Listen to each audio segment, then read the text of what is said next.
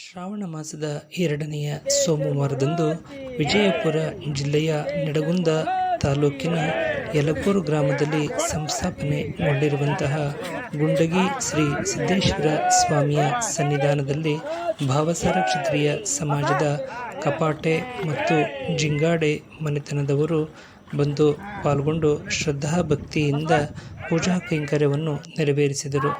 ಶ್ರಾವಣ ಮಾಸದ 2ನೆಯ ಸೋಮವಾರದಂದು ಶ್ರೀ ಗುಂಡಗಿ ಸಿದ್ದೇಶ್ವರ ದೇವಸ್ಥಾನದ ಸನ್ನಿಧಾನದಲ್ಲಿ ಸ್ವಚ್ಛತಾ ಕಾರ್ಯವನ್ನು ನೆರವೇರಿಸಿದ ಸದ್ಭಕ್ತರು ಶ್ರೀ ಸಿದ್ದೇಶ್ವರ ಸ್ವಾಮಿಯ ಮೂರ್ತಿ ಮತ್ತು ರಜತ ಕವಚದ ವಿಗ್ರಹವನ್ನು ಕೃಷ್ಣಾ ನದಿಯಲ್ಲಿ ಸಿದ್ಧೋದಕ ಪೂಜಾ ಕೈಂಕರ್ಯವನ್ನು ಶ್ರದ್ಧೆಯಿಂದ ನೆರವೇರಿಸಿದರು.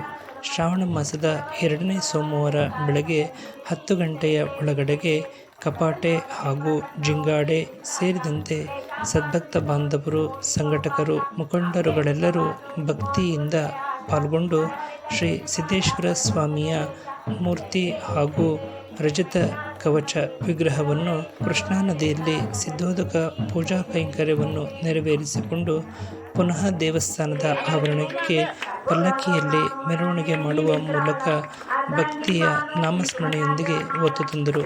ದೇವಸ್ಥಾನದ ಸನ್ನಿಧಾನದಲ್ಲಿ ಸಾಂಪ್ರದಾಯಿಕ ಪೂಜಾ ಕೈಂಕರ್ಯಗಳನ್ನು ನೆರವೇರಿಸುವ ಮೂಲಕ ಪಾಲ್ಗೊಂಡಂತಹ ಸಮಸ್ತ ಸದ್ಭಕ್ತರು ಮಹಾಮಂಗಲಾರತಿಯನ್ನು ಭಕ್ತಿಯ ಗೀತೆಯ ಸುಮಧುರ ಗಾನದೊಂದಿಗೆ ಸೇವೆಯನ್ನು ಸಮರ್ಪಿಸುವ ಮೂಲಕ ಭಕ್ತ ಬಾಂಧವರೆಲ್ಲರೂ ತಂದಂತಹ ಪೂಜಾ ಸಾಮಗ್ರಿಗಳಿಂದ ಸಾಂಪ್ರದಾಯಿಕ ಪೂಜಾ ಕೈಂಕರ್ಯವನ್ನು ನೆರವೇರಿಸುವ ಮೂಲಕ ಗುಂಡಗಿ ಶ್ರೀ ಸಿದ್ದೇಶ್ವರ ಸ್ವಾಮೀಜಿಗೆ ಜಯಘೋಷವನ್ನು ಉದ್ಘೋಷದ ಮೂಲಕ ಸೇವೆಯನ್ನು ಸಮರ್ಪಿಸಿದ್ದು ಕೂಡ ವಿಶೇಷವಾಗಿತ್ತು.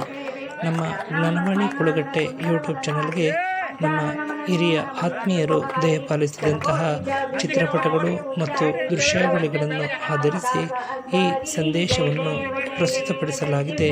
ತಾವೆಲ್ಲರೂ ವೀಕ್ಷಣೆ ಮಾಡಿ ಪ್ರೋತ್ಸಾಹಿಸಬೇಕಾಗಿ ಕೋರುತ್ತಿದ್ದೇವೆ.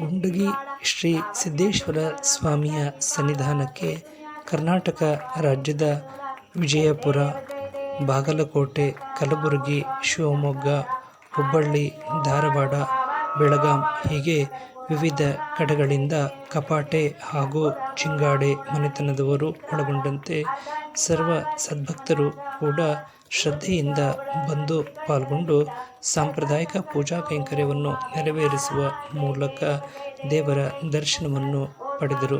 ಈ ಸಂದರ್ಭದಲ್ಲಿ ಭಾಗವಹಿಸಿದಂತಹ ಸಮಸ್ತ ಭಕ್ತ ಬಾಂಧವರಿಗೆ ಅನ್ನ ಸಂತರ್ಪಣೆಯನ್ನು ಏರ್ಪಡಿಸಲಾಗಿತ್ತು.